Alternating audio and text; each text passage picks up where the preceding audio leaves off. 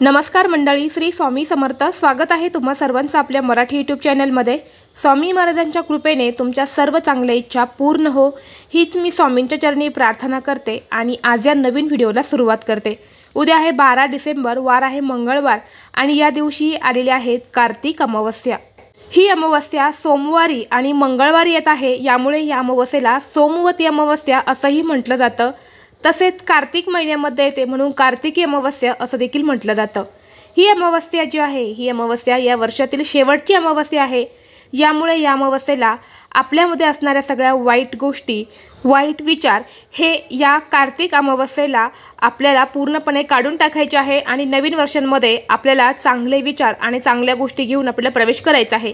कारण अमावस्या ही नकारात्मकता दूर करण्यासाठी खूप महत्त्वाची मानली जाते.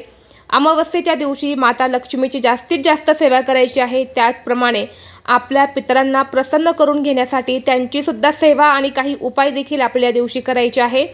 त्याचबरोबर आपल्या घरासाठी, आपल्या मुलांसाठी सुद्धा काही उपाय आणि सेवा या आपल्याला करायच्या असतात.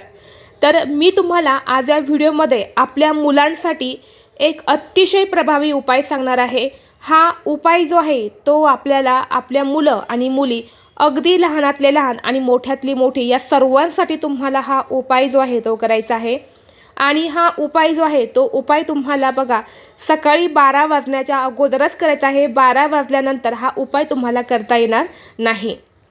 हा उपाय कसा करायचा याबद्दलची संपूर्ण माहिती मी तुम्हाला आज या व्हिडिओमध्ये सांगणार आहे. त्यामुळे व्हिडिओ हा शेवटपर्यंत पहा.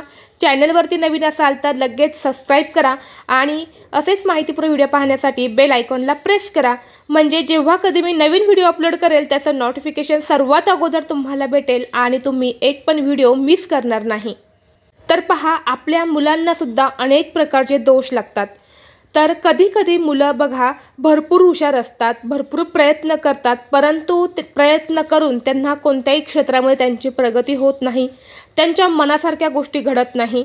तसंच मुलं वारंवार चिडचिड करतात, हट्टीपणा करतात, आपण सांगितलेलं मुलं ऐकत नाही, तापटपणा करतात. तर यासाठी तुम्हाला हा उपाय जो आहे तो करायचा आहे. बऱ्याच वेळा आई वडील जे आहे ते आपल्या मुलांसाठी खूप कष्ट करतात, मेहनत करतात, प्रयत्न करतात की आपला मुलगा किंवा मुलगी जी आहे ती वाईट वळणाला जाऊ नये, तसेच आपल्या मुलांची भरभरून प्रगती व्हावी. प्रत्येक आईवडिलांना वाटतं की आपला मुलगा किंवा मुलगी स्वतःच्या पायावरती उभी राहावी, यासाठी ते आयुष्यभर तडजोड करत असतात.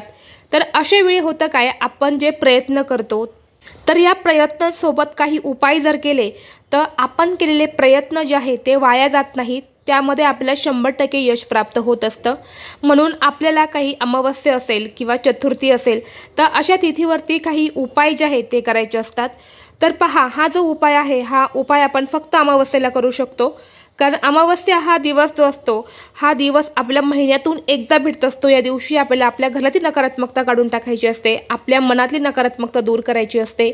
म्हणून हे उपाय जे आहेत ते आपल्याला करायचे असतात. तर तुम्हाला बघा काय करायचं आहे, उद्या सकाळी 12 वाजण्याच्या अगोदर म्हणजे सकाळी उठल्यानंतर आंघोळ करायची. आंघोळ झाल्यानंतर तुम्हाला एक वाटीभर भात शिजवायचा आहे. तर हा भात शिजवताना यामध्ये तेल घालायचं नाही, मीठ घालायचं नाही किंवा तांदूळसुद्धा धुवून टाकायचे नाही.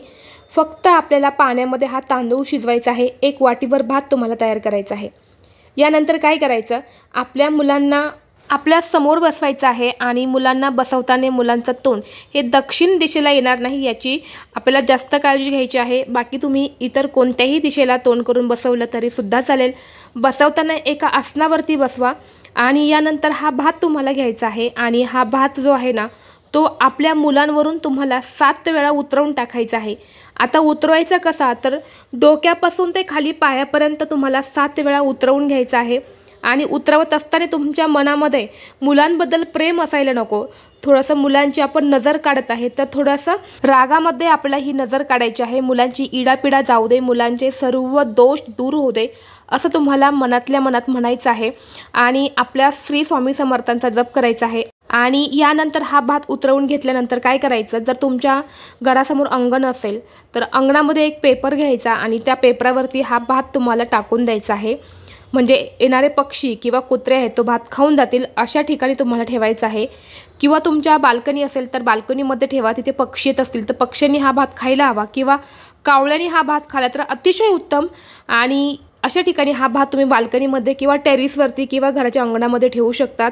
आता ज्यांना शक्य नाही तर त्यांनी घराच्या बाहेर जा, म्हणजे आता जे सिटीमध्ये राहत असतील, फ्लॅट सिस्टममध्ये राहत असतील, तर अशावेळी त्यांनी तो भात एकतर बाल्कनीत ठेवा किंवा मग बाहेर जाऊन एखाद्या कुत्र्याला सुद्धा तुम्ही तो भात खाऊ घालू शकतात।